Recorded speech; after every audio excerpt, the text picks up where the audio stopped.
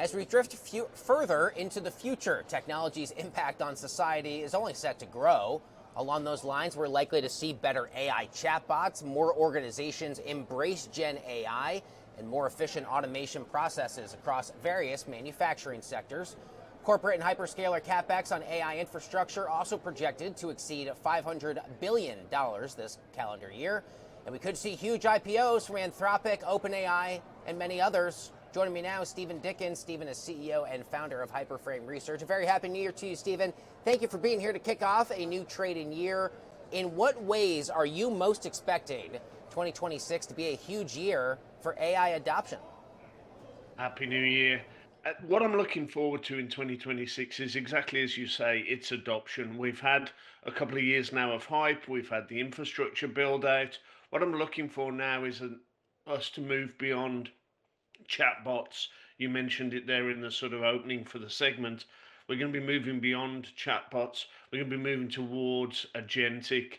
We're going to be moving towards people leveraging the technology for agent to agent communication rather than just humans always prompting and looking to interact with a chatbot. I think that's going to underpin a lot of the SaaS company movements that we're going to see in 2026. And it's also going to be the underpinning for the infrastructure that you talked about in the opening of the segment, that 500 billion.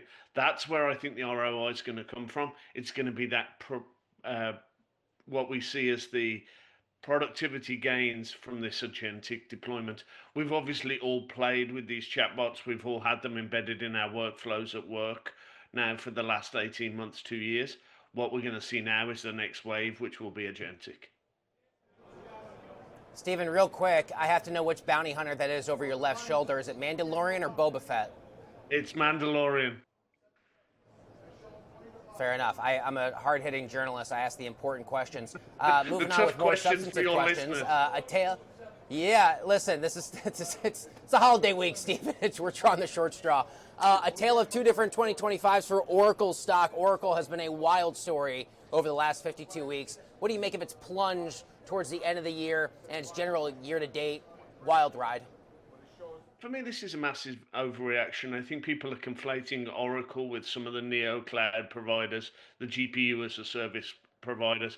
They're reading too much into the capex and seeing that that's going to be related to what OpenAI are doing. For me, I track Oracle really closely. I spent some time with Clay and their leadership at their big event a few weeks back.